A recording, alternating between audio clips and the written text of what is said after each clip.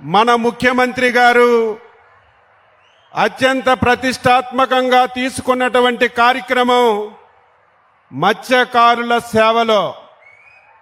ఆ కార్యక్రమాన్ని రెండవ విడత అమలు చేయడానికి నెల్లూరు జిల్లా కావలి నియోజకవర్గానికి విచ్చేసినటువంటి మనందరి అభిమాన నాయకుడు, ఆదర్శప్రాయుడు, ఆంధ్రప్రదేశ్ అభివృద్ధి ప్రదాత, దార్శనికుడు, గౌరవ ముఖ్యమంత్రి గారు శ్రీ నారా చంద్రబాబు నాయుడు గారికి, వేదిక పైన ఉన్నటువంటి సహచర మంత్రివర్గ సభ్యులు, పార్లమెంట్ సభ్యులు, శాసనసభ్యులు, జిల్లా కలెక్టర్ గారు, నియోజకవర్గం నలుచెరగల నుంచి విచ్చేసినటువంటి నాకు తెలుగుదేశం పార్టీకి అత్యంత ఇష్టమైనటువంటి మత్స్యకార సోదరీమణులందరికీ పేరు పేరున శిరస్సు వంచి హృదయపూర్వకమైనటువంటి నమస్కారాలు తెలియజేస్తున్నాను.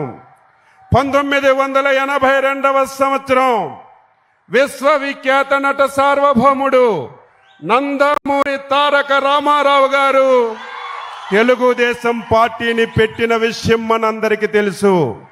తెలుగుదేశం పార్టీ పెట్టి 44 సంవత్సరాలు సుదీర్ఘమైనటువంటి ప్రయాణం జరిగింది. ఈ 44 సంవత్సరాల ప్రయాణంలో తెలుగుదేశం పార్టీకి, చంద్రబాబు నాయుడు గారికి ఎన్నో కష్టాలు వచ్చాయి, ఎన్నో ఇబ్బందులు వచ్చాయి. కానీ 44 సంవత్సరాల్లో ఎన్ని కష్టాలు వచ్చినా, ఎన్ని ఇబ్బందులు వచ్చినా చంద్రబాబు నాయుడికి, తెలుగుదేశం పార్టీకి కట్టుబడినటువంటి వర్గం మన వర్గం, మన మత్స్యకార వర్గమని ఈరోజు ఘంటాపదంగా తెలియజేస్తున్నాను. అందుకే తెలుగుదేశం పార్టీకి గాని, ఆ రోజు ఎన్టీఆర్ గాని, ఈ రోజు చంద్రబాబు నాయుడుకి గాని, మన యువనేత నారా లోకేష్ బాబుకి గాని మత్స్యకారులు కుటుంబ సభ్యులుగా అందరం కూడా భావిస్తున్నాం.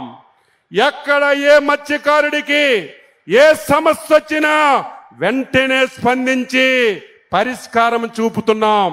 కానీ మనం కూడా ఆలోచన చేయాలి. ఎప్పుడు తెలుగుదేశం పార్టీ రాజకీయాలు చేయదు, విమర్శలు చేయదు.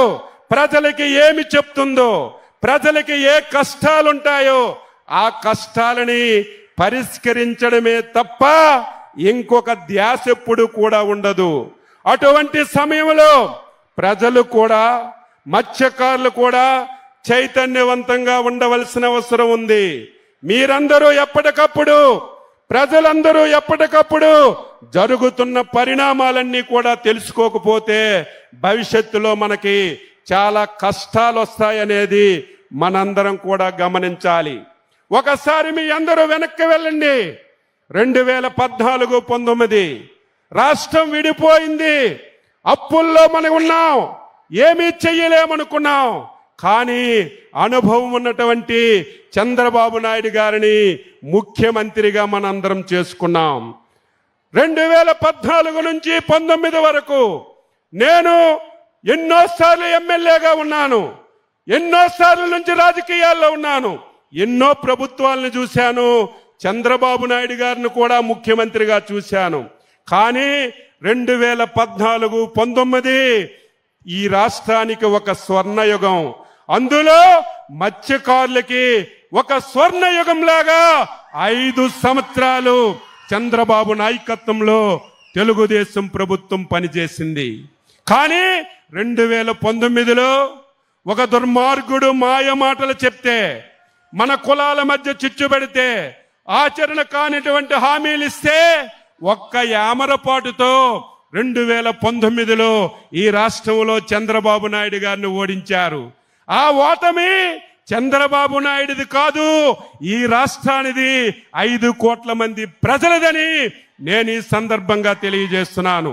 ఎందుకు ఈ మాట అంటున్నానంటే 2019లోనే మళ్ళీ చంద్రబాబు నాయుడు గారు ముఖ్యమంత్రి అయితే ఈసరికే ఈ రాష్ట్రం ఈ ప్రపంచంలోనే ఒక అగ్రగామి రాష్ట్రంగా తయారయ్యేది. ఒక చిన్న యామరపాటుతో అగ్రగామగా ఉన్నటువంటి రాష్ట్రాన్ని 25 సంవత్సరాలు వెనక్కి తీసుకెళ్లిపోయారు.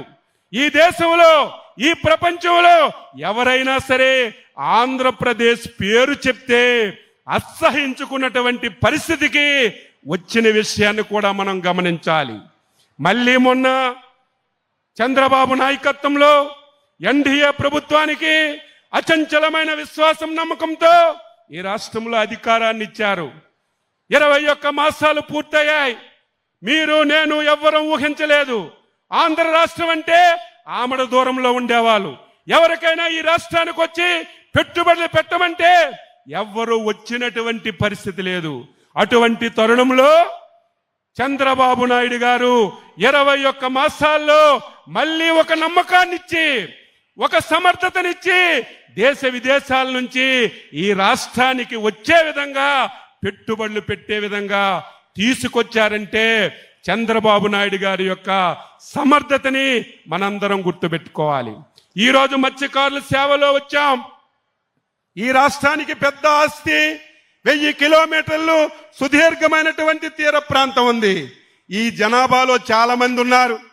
తెలుగుదేశం పార్టీ పుట్టినప్పటికీ పుట్టని వాళ్ళు చాలా మంది ఉన్నారు. పుట్టిన తర్వాత పెద్దయిన వాళ్ళు చాలా మంది ఉన్నారు. ఈ మధ్య కాలంలో యువకులుగా తయారైనటువంటి వాళ్ళు చాలా మంది ఉన్నారు. మీకు తెలియదే, 1982 విశ్వవిఖ్యాత నట సార్వభౌముడు నందమూరి పార్టీ పెట్టేసరికి మత్స్యకార గ్రామాలు ఏ విధంగా ఉండేయో కొంతమందికైనా తెలుసుంటుంది. ఏ మత్స్యవారి గ్రామానికి మౌలిక సదుపాయాలు లేవు, కరెంటు లేదు, తాగడానికి నీళ్లు లేవు, పాఠశాలలు లేవు, ఆరోగ్య కేంద్రాలు లేవు, రహదారులు లేవు. ఎన్నో అవస్థలు పడ్డాం. ఈరోజు ప్రతి మత్స్యకార గ్రామానికి మౌలిక సదుపాయాలు వచ్చాయంటే ఎన్టీ రామారావు, చంద్రబాబు నాయుడు పంచాయతీరాజ్ మినిస్టర్గా మన యువ నాయకుడు లోకేష్ బాబు గారని ఈరోజు ఘంటాపదంగా చెప్తున్నాను. ఈ విషయాన్ని మీరు గ్రామాల్లో చర్చించాలి కదా. కొత్తగా యువకులు వచ్చారు, మా గ్రామానికి కరెంట్ వచ్చింది, మా గ్రామానికి ఆరోగ్య కేంద్రం వచ్చింది, మా గ్రామానికి మంచినీటి పథకం వచ్చిందంటే ఎవరు తెచ్చారు, ఏ పార్టీ తెచ్చారు, ఏ నాయకుడు తెచ్చారు?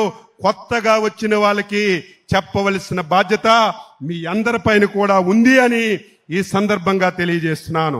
ఈరోజు మత్స్యకారులు ఎవరైతే 2 మాసాలు వేట నిషేధ సమయం ఉందో గొప్పలు చెప్పుకుంటున్నారు, మేమున్నప్పుడు 10,000 ఇచ్చామని. ఈ పథకం ప్రారంభించడానికి కర్మ, కర్త, క్రియ మన నాయకుడు చంద్రబాబు నాయుడు గారని చెప్పి తెలియజేస్తున్నాను. 2014-19లో 4,000 రూపాయలతో ఈ పథకాన్ని చంద్రబాబు నాయుడు గారు ప్రారంభించారు. ఈ పథకం ఇస్తే మీకు సరిపోతుందా? ఏదో 2 మాసాలు వేట నిషేధ సమయంలో వేటకెళ్లడం లేదు, జీవనోపాధి కష్టంగా ఉంటుంది, ఇచ్చిన డబ్బుతో జీవనోపాధి చేసుకోవడానికి ఈ డబ్బులు ఉపయోగపడతాయి తప్ప సంవత్సరం అంతా ఈ 20,000, 10,000, 4,000తో మత్స్యకారులు జీవనం సాగించలేరు. 2019లో ఆనాటి ప్రభుత్వం ఆ పేరు చెప్పున, ఆ పార్టీ పేరు చెప్తే దరిద్రం మనకు అంటుకుంటుంది. అంత దుర్మార్గమైనటువంటి పార్టీ నాయకుడు 5 సంవత్సరాలు ఈ రాష్ట్రాన్ని పాలించాడు. నేను అడుగుతున్నాను, మత్స్యకారులు ప్రశ్నించవలసిన అవసరం ఉంది. అచ్చెన్నాయుడు తప్పు మాట్లాడితే నన్ను ప్రశ్నించాలి. ఏ రాజకీయ పార్టీ అయినా, ఏ నాయకుడైనా అబద్ధాలు మాట్లాడితే గోబ గుయ్యమనిపించినట్టుగా మీరు వాస్తవాలు చెప్పకపోతే పని చేసిన వాళ్ళకి చైతన్యం రాదు, పని చేసిన వాళ్ళకి ఉత్సాహం రాదని ఈ సందర్భంగా తెలియజేస్తున్నాను. 5 సంవత్సరాలు, సంవత్సరానికి 10,000 తప్ప ఒక్క పైసా గాని మీరు చేపలు పట్టుకోవడానికి ఒక్క వస్తువు గాని 5 సంవత్సరాల్లో ఎవరికైనా ఇస్తే రమ్మని చెప్పి ఛాలెంజ్ చేస్తున్నాను. ఎంత దుర్మార్గం అంటే ప్రభుత్వం ఇస్తున్నటువంటి ఆయిల్ సబ్సిడీ డబ్బులు కూడా బాకీలు పెట్టేశారు. ఇంకొక దారుణమైనటువంటి ఘటన, ఎవరైనా మత్స్యకారులు వేటకెళ్ళి ప్రమాదవశాత్తు చనిపోతే వాళ్ళ కుటుంబానికి 5 లక్షలు ఇవ్వాలి. ఎప్పుడు ఇవ్వాలి? వెంటనే ఇస్తే ఆ కుటుంబానికి ఉపయోగం. చంద్రబాబు నాయుడు గారు ముఖ్యమంత్రిగా బాధ్యతలు తీసుకున్నప్పటికీ ఈ రాష్ట్రంలో చనిపోయిన వాళ్ళకి డబ్బులు ఇవ్వలేదు, ఆయిల్ సబ్సిడీ ఇవ్వలేదు. ముఖ్యమంత్రి గారు ఒకటే ఆదేశించారు, ఆర్థికంగా మనకి ఇబ్బంది ఉన్నా, చాలా సమస్యలున్నా మత్స్యకారులు మన కుటుంబ సభ్యులు ఎంత పెండింగ్ ఉందో అంతా ఒక్కసారి మన ఆదేశాలు ఇస్తే అధికారం వచ్చినటువంటి నెల రోజుల్లోనే మీ అందరికీ ఆయిల్ సబ్సిడీ, చనిపోతే కుటుంబాలకు ఆర్థిక సాయం ఇచ్చి ఇప్పుడు చచ్చిపోయిన తర్వాత నెల రోజుల్లో 15 రోజుల్లో మీకు అందిస్తున్నాం. ఇది నిజమైన ప్రభుత్వం అని చెప్పి తెలియజేస్తున్నాను. 10,000 నుంచి 20,000 చేశాం. ఈరోజు సాక్షి పేపర్లో రాశాడు మేమేదో తగ్గించేస్తున్నామని. ఆ పేపర్కి ఒకటే, ఈ దేశంలో 140 కోట్ల మంది ఇది మంచిదన్నా ఆ పేపర్లో అది చెడ్డదని రాయడం ఆ పేపర్కి అలవాటైపోయిందని ఈ సందర్భంగా తెలియజేస్తూ 20,000 రూపాయలు ఇచ్చాం. గత సంవత్సరం 1,21,000 కుటుంబాలకి 241 కోట్లు ఇచ్చాం. ఈ సంవత్సరం 1,31,000 కుటుంబాలకి 264 కోట్లు ఇస్తున్నాం. ఇది ఇస్తూనే మళ్ళీ మీకు వల్లు ఇస్తున్నాం, బోట్లు ఇస్తున్నాం. మీరు పట్టుకున్నటువంటి చేపలు మార్కెట్లోకి తీసుకెళ్లడానికి, అమ్ముకోవడానికి మోపెడ్లు ఇస్తున్నాం, వెహికల్స్ అన్ని ఇస్తున్నాం. సమయం లేదు కానీ మొత్తం ఈ రాష్ట్ర ప్రభుత్వం మత్స్యకారుల గురించి చాలా కృషి చేస్తుంది. ఈ జిల్లాలో ఒక సమస్య ఉంది. ఇతర రాష్ట్రాల నుంచి మత్స్యకారులు వచ్చి ఈ రోజు మన వేటకి ఇబ్బంది కలుగుతుంటే ఈ రోజు వాళ్ళని అరికట్టాలంటే దుర్మార్గమైన ప్రభుత్వం గతంలో బోట్లు కూడా ఇవ్వలేదు. మొన్న ముఖ్యమంత్రి గారు ఆదేశించి 4 బోట్లు కొన్నాం, దీన్ని 8 చేస్తాం. రేపు భవిష్యత్తులో ఇతర రాష్ట్రాల నుంచి ఎవరు వచ్చి మీ యొక్క సంపదకి ఇబ్బంది లేకుండా చేస్తామని ఈ సందర్భంగా తెలియజేస్తూ మీరందరూ కూడా నిరంతరం చర్చలు చేయాలి. ఏ ప్రభుత్వం, ఏ నాయకుడు, ఏ ముఖ్యమంత్రి పని చేస్తున్నారో వాళ్ళందరికీ నిరంతరం మీరు అండగా ఉండాలని, ఉంటారని చెప్పి ఆశిస్తూ ఇందులో భాగస్వామ్యం చేసి అవకాశం ఇచ్చినటువంటి ముఖ్యమంత్రి గారికి మరొకసారి హృదయపూర్వక అభినందనలు తెలియజేస్తూ సెలవు తీసుకుంటున్నాం. జై హింద్.